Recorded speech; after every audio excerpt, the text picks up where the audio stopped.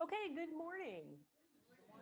My name is Joni Colson, and I'm the PC for Wood Precinct, and was part of the vetting committee that put together today. So first of all, thank you very much for being here. I hope that you'll be able to stay all day. We are going to actually see 3 candidates.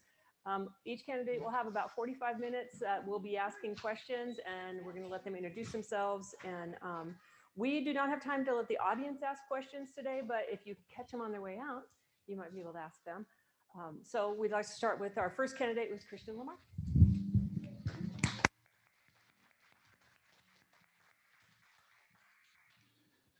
Thank you for the opportunity to share my thoughts on becoming your state representative. On August 26, 1863, Abraham Lincoln authored a letter saying, quote, "I freely acknowledge myself as a servant of the people according to the bond of service, the United States Constitution, and that as such, I am responsible to them," end quote. Elected officials are servants to the citizens who are the people. The citizens are not subjects of the government, and elected officials shall not treat its citizens as subjects. Who am I? My name is Christian Lamar, your 21st century statesman for Arizona. My passion is faith in God, the Constitution of the United States, and an IT, information technology certified expert, blessed in my field for 21 years. It was a blessing to start my IT career in high school, volunteering at my home church, serving the Lord by establishing a streaming web media presence, developing individual websites for the church's auxiliaries, and supporting over 200 church employees. Where did I come from? My life began at Henry Ford Hospital in Detroit, Michigan, raised by my father and my mother as their only son, the youngest of 3 children. My both of my parents, both mother and father, worked for the city and county government, and they are now retired public servants. My father was a Vietnam veteran.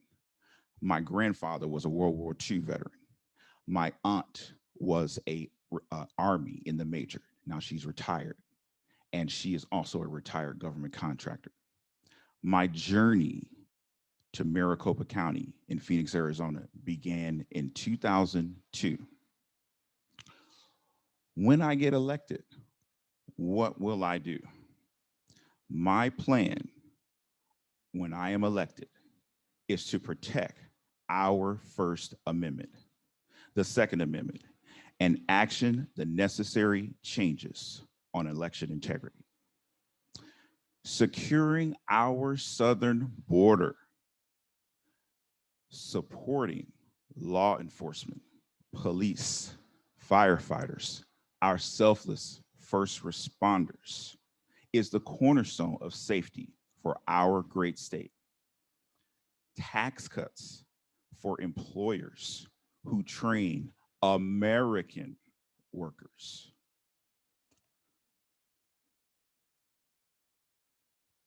What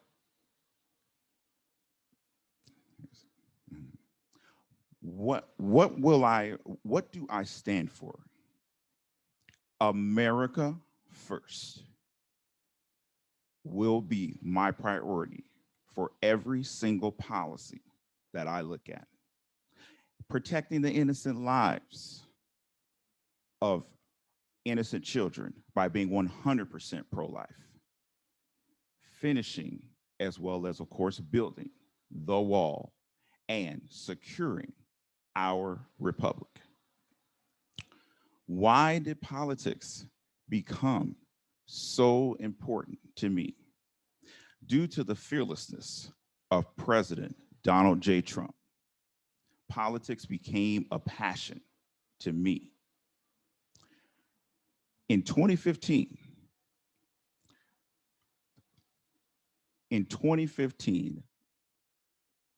when I was studying the 14th Amendment, it became my passion as I found that the 14th Amendment was paramount, and it is the second coming of our republic. And the reason why it is the second coming of our republic is that it establishes or reestablishes life, liberty, property, due process of law, and equal protection of our laws.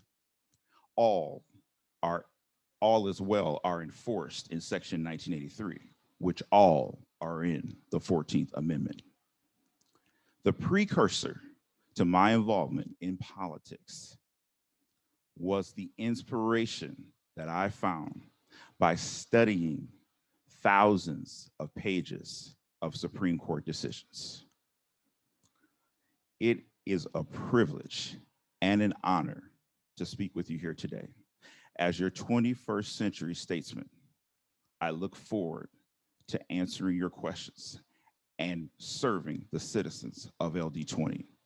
Please head over to my website, christianforarizona.com, and sign my petition to allow my name to be on the ballot in 2022, and volunteer to join me in fighting to save our republic. That's christianforarizona.com. Thank you.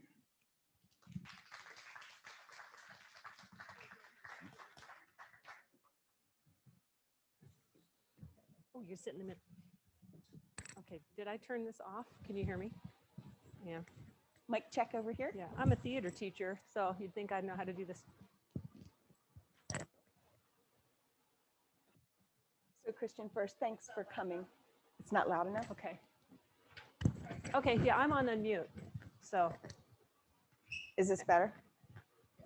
okay. You want to start? Sure. Christian, thank you so much for coming to speak with us today and allow us to learn more about you, what you stand for, and what you're going to do for LD20 and Arizona.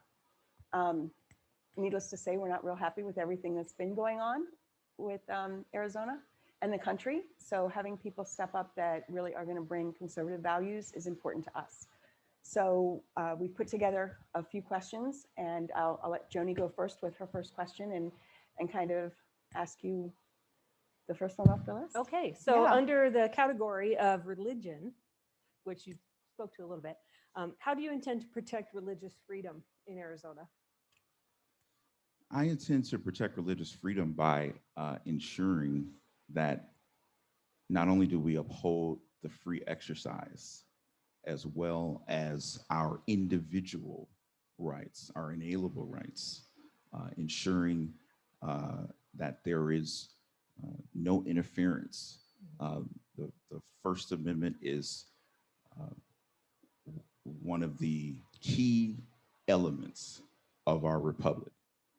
And what I've seen, whether it is with the various mandates, vaccines and shutdowns and all these other different things, I have seen that some folks believe that the First Amendment has exceptions, that a pandemic comes and the First Amendment stops. That's not how it works.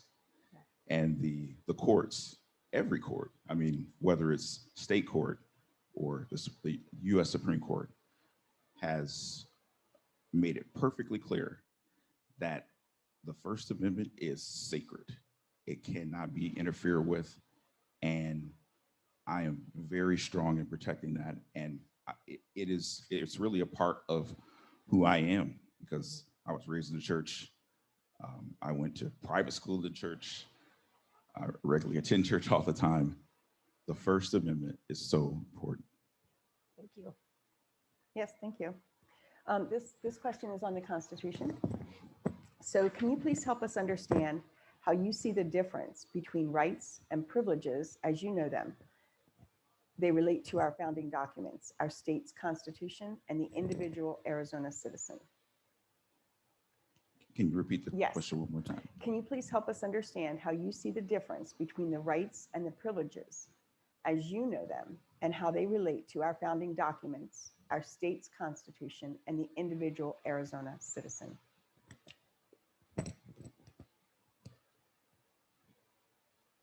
So when I think of rights, I think of, for example, the right to be secure within your own person.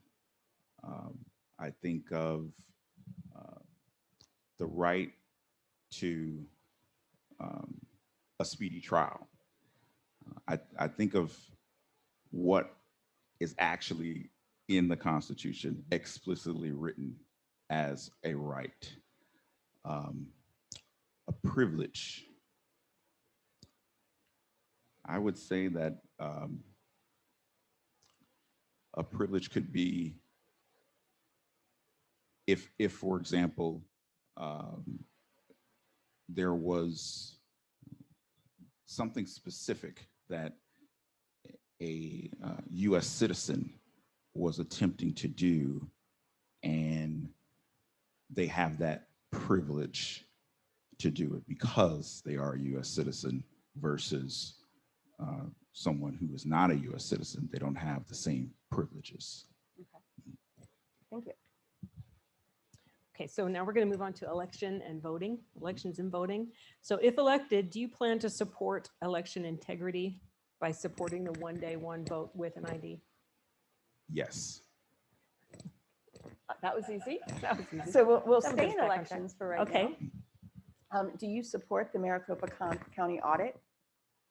Yes, I do. And from the very beginning, I have been very adamant that the audit would not only be allowed to start and finish, but ensure that if there were any elected officials who were seeking to go against the audit, I believe that it was important to ensure not only to speak out against that particular person, but let the world know, because the world is watching Arizona. They're looking at Arizona. And I made it a point to bring an author and bring the censure to our district. We passed it in our district. And I also worked with a couple of folks in the Maricopa GOP to ensure that that our state senator was also censured in the county. So that was very important to me to ensure that that was done. And also, even before the audit and before all the things that we've seen in 2021, in 2020, I was very adamant about objecting to 79 electoral votes, individual certificates, electors. I wanted our Congress and our senators to object to each individual elector. I was very adamant about that. I was a speaker at the Stop the Steal rally. I was telling everyone to make sure that they call their congressman to get that done. Thank you. I have a follow-up question on this. What are your thoughts on Dominion voting machines? Dominion voting systems should be banned in Arizona. If we can ban Ben and Jerry's ice cream, you better believe Dominion voting systems should be banned in the state of Arizona. And it should be banned because our state legislature has the sole role and responsibility. The Supreme Court talked directly to us. They told us, Arizona, your state legislature has the right to ensure that your election procedures are followed.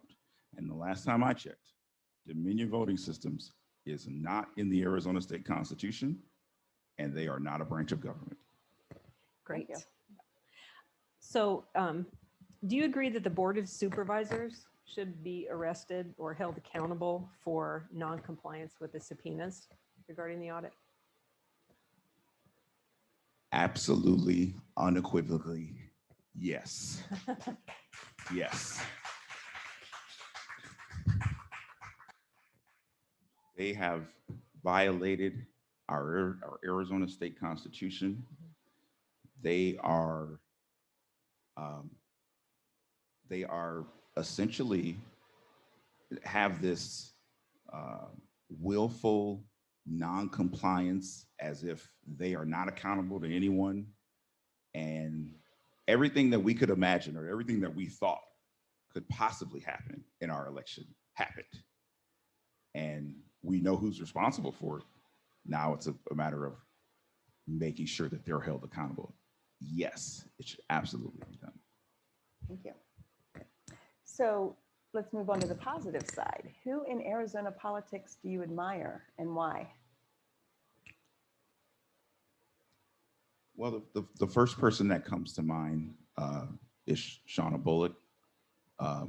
She endorsed me, and she endorsed me as a America First candidate. And she's given me lots of tools and resources, just from the standpoint of just as a voter in the district. Also, Andy Biggs. Andy Biggs, during President Trump's term, he was very strong on the Constitution, defending the president through all of the investigations, the impeachment trials. Andy Biggs is an America First representative for us, as well as Paul Gosar. Paul Gosar actually was one of the first representatives to object to the Biden 2020 electors. So that is, when I look at Paul Gosar and I look at Andy Biggs, and as well as Shauna Bullock, those are people that I look at that I definitely admire. Great, thanks. Mm-hmm. Okay, so now we're moving on to government and the role of government. So what role do you believe the government should play when it comes to serving its citizens in Arizona? The role of the government is to protect and uphold the citizens' rights and protect and secure our republic. That's the role of the government. We're going to stay on government for this next question. What are your thoughts on the spending bills recently passed by the AZ State House? The size of government has grown exponentially.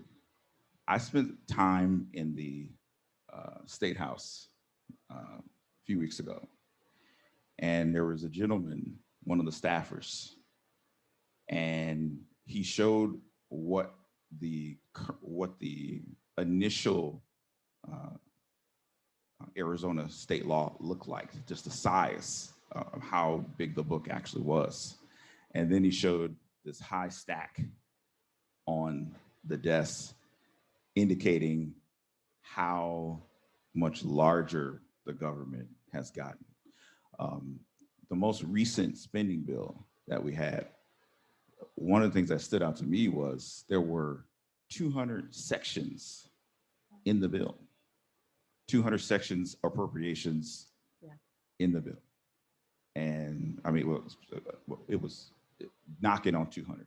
So I mean, I believe that we need to shrink the size of our government. Yeah. Thanks. So what are your thoughts on Arizona accepting federal monies?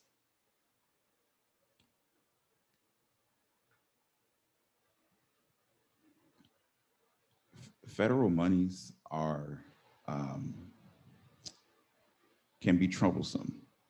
And the reason it can be troublesome is it usurps the power of the state legislature.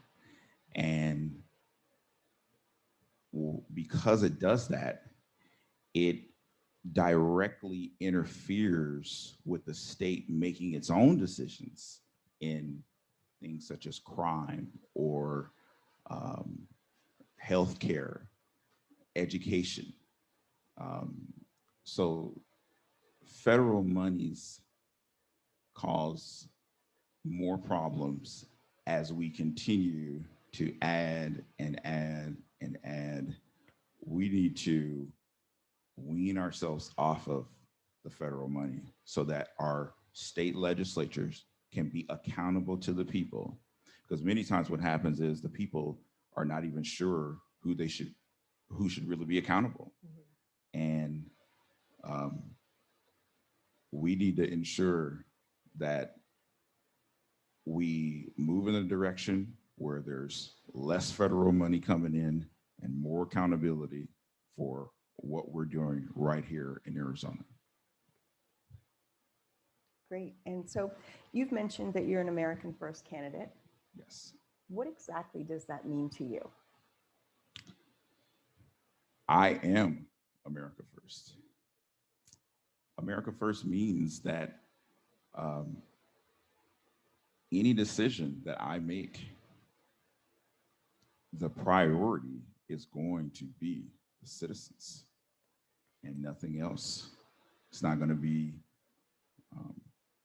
anything outside that.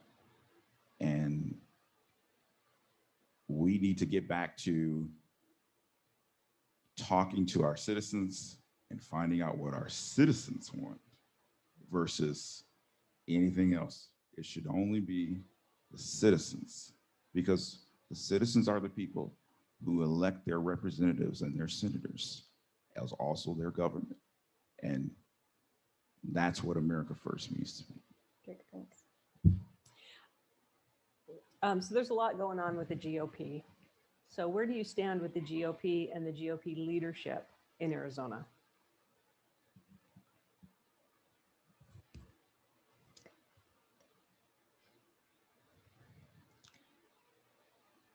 I see Arizona as Republicans and a Republican Party in our state. Now I am aware that that there were some changes that were made over the summer. I don't have every detail on the changes. I'd like to see the details on those changes. So I'd like to hold off from fully answering that until I find out what specifically is happening with the new changes. Okay. So we've watched countless Republicans turn their back on their constituents and remain silent in defending our Constitution. What is your plan to stay strong?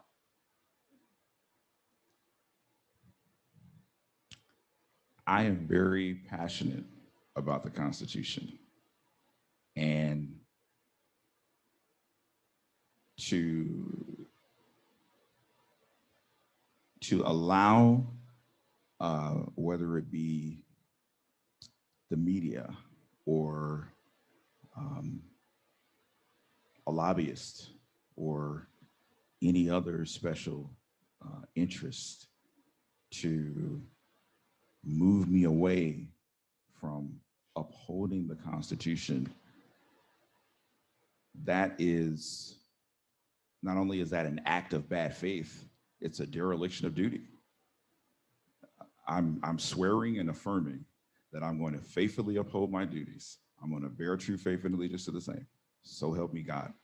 How can I be in elected office and not protect and defend the Constitution and secure and maintain our republic? That is the fabric of being just an elected official.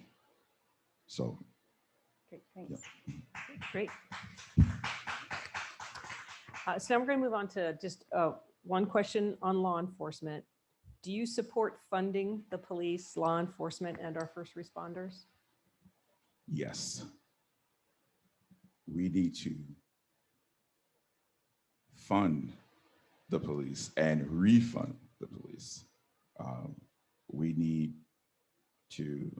ensure that our law enforcement has everything that it needs, police, and for ourselves as first responders.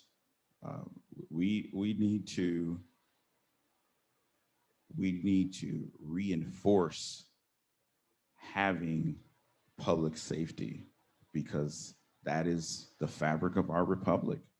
And having safety and security means prosperity. Great, thank you.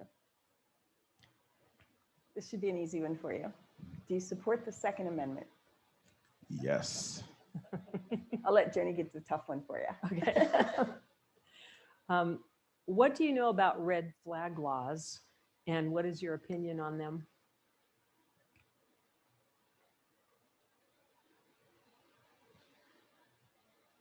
Red flag laws are a direct violation of our Second Amendment.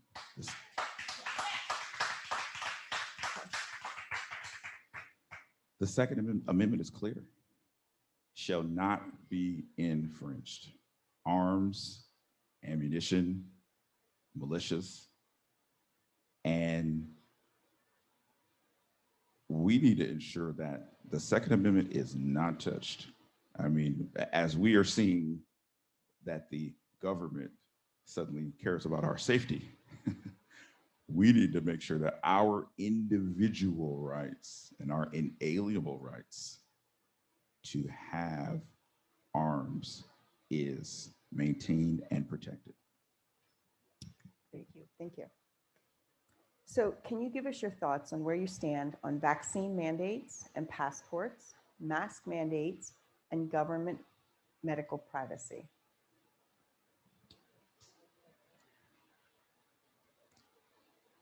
It is just as red flag laws, mandates, vaccines, passports, shutdowns, testing, it is a violation of our personal individual rights. And one of the recent court cases that I read, there is broad case law that supports our individual rights. And I like to see more of us, as well as even our elected officials, to step up and protect our rights, ensure that people should not be at the point where we're getting ready to lose our income and our jobs, or being uprooted from our community where we live. We need to definitely, and one of the first things that I'm going to do, in addition to election integrity, is to put forth and propose a bill that ensures that these recommendations and guidelines and guidance cannot be used to coerce or threaten or harass or intimidate us to doing anything that we don't want to do. And just like others in a certain political party talks about bodily autonomy, you have bodily autonomy to decide what you'd like to do with your own body concerning healthcare. And that is also something that the courts have also talked about in recent decisions in cases and rulings. Great, thanks. Okay, we're going to talk a little bit about January 6th. As a state representative, how would you have handled the insurrectionists from January 6th being imprisoned, and what would you do for any Arizona citizens that were being held? The citizens who are currently being held in DC are political prisoners. And when I am elected, I'm going to use my bully pulpit to ensure that the lawful release of our citizens who are currently political prisoners happens. And that will definitely be a priority. Glad to hear that. So, Yeah. we're going to talk about the border wall. So should Arizona finish the wall? And if so, how should we fund it? Yes, we need the wall.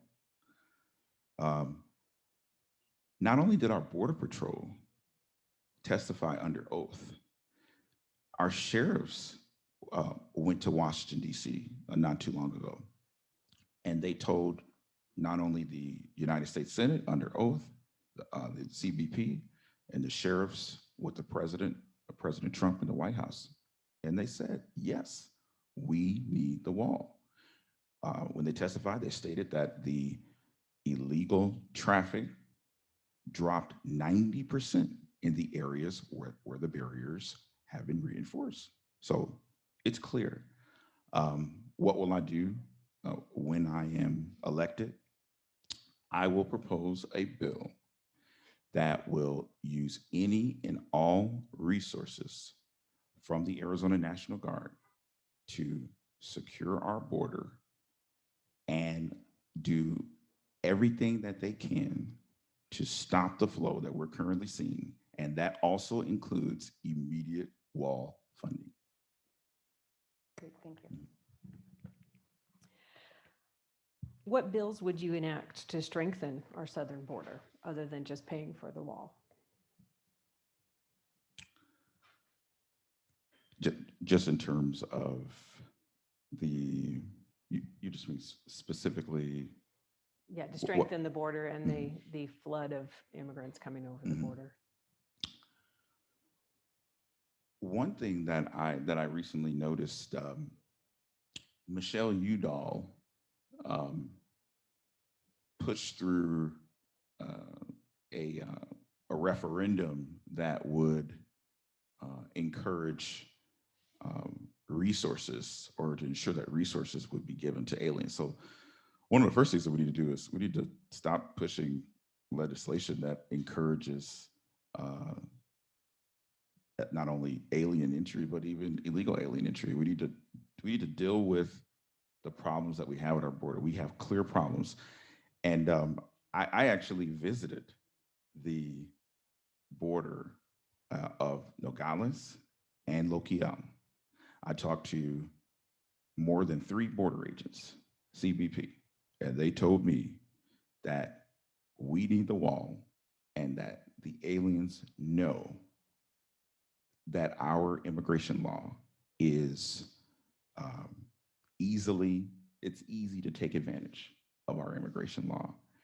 And I personally drove through those mountains myself. It's a dangerous place. And so one thing that I would do is I would ensure that we take our focus off of trying to bring more people into the country, put our focus on securing the border first, as in putting America first.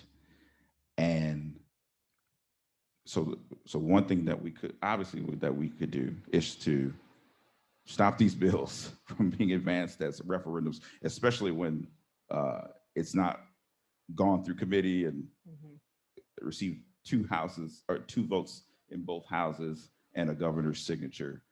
And I would also, as I said, I would also make sure that we are utilizing our Arizona National Guard. We have the resources here. We just need to use it. Okay. Thank you. So let's turn now to those who can't speak for themselves. And if you could tell us, what is your specific position on abortion? And is there a time when abortion is okay? So I am 100% pro-life, as you know. I support the Texas SB 08, which establishes that if there is a heartbeat, then that child in the mother's womb has constitutional rights. And as long as there's a heartbeat, there's constitutional rights. And I would myself, if the legislature does not step up in the next session and at least propose a copy of SB 08, I would bring the copy myself, because I believe we need to protect innocent lives in the womb. That's a part of our 14th Amendment, life. That life is a sacred thing, and once we get that right, we can get a lot of other things right. Thanks. So now just one question on education, and that is, what is your opinion on critical race theory and social emotional learning being taught in our schools?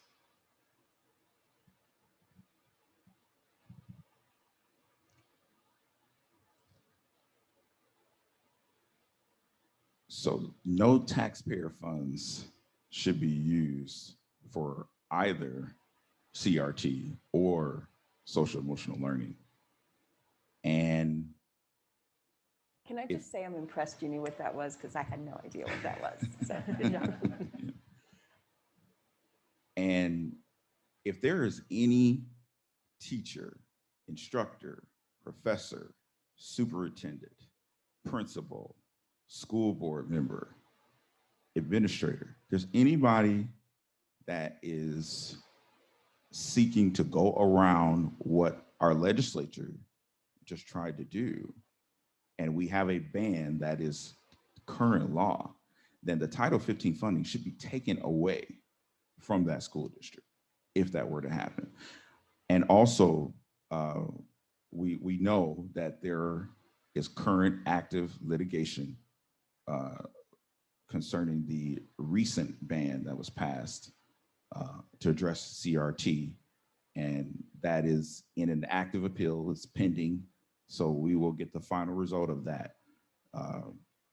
But I'm totally against teaching our children that they will be at a disadvantage and that we're going to judge everybody by the color of their skin, and that they can never get ahead in life. I think that's totally wrong, and I'm totally against it. Great. So this should be an easy one, but I think you'd be surprised how many people won't know. Can you please explain the difference between democracy and republic?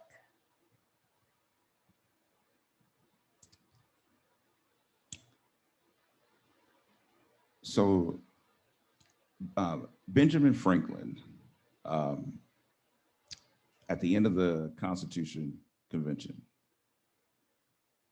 was walking out of the convention, and there were US citizens that asked him, that said, well, what kind of government do we have? And he says, quote, a republic if you can keep it, end quote. Our founders created a republic. The word Republican is in the Constitution, Article 4, Section 4. Republic is in our Pledge of Allegiance. We have 3 branches of government in our republic, and we have representatives and senators that are responsible to the people.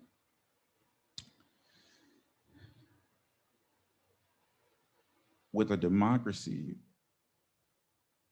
what you have is the inability to have a system of checks and balances.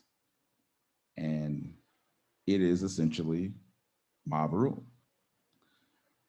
And I think one of the ironic things is, whenever we are hearing, whether it's someone on television or someone in the public sphere, and they say, we're trying to protect our democracy.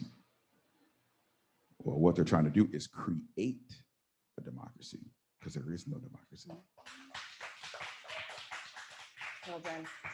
That was our final question, except can you please tell people where they can go to sign your petition again? Yes. So you can go to christianforarizona.com and you can sign my petition. I have petitions, physical petitions in the back. One of the ironic things is As your 21st century statesman, we're here in the 21st century building. So I just realized that. So you can sign my petition electronically or physically. One thing I will say, a electronic signature it's a treasure because it gets verified at the Arizona Secretary of State. So you can go to my website and sign my petition there. I greatly appreciate it. Or I certainly appreciate as well a physical signature. And if you also would like to volunteer to help me to fight for our republic, I have not only volunteer sign-in sheets in the back, also have petition clipboards that I can also hand to you that you can take with you today. So I thank you so much for taking the time to listen to me. I would hope that I would see many of you often over the course of the next 10, 11 months. Don't hesitate to reach out to me. I have my phone number on my business card. You can call that number, or you can text that number. I'm always available. And let's keep fighting. And I'm going to work every single day to be your state representative. I know it's going to be very hard. It's going to take a lot of work, but I'm willing to do the work because our republic is very important. Thank you. Thank you.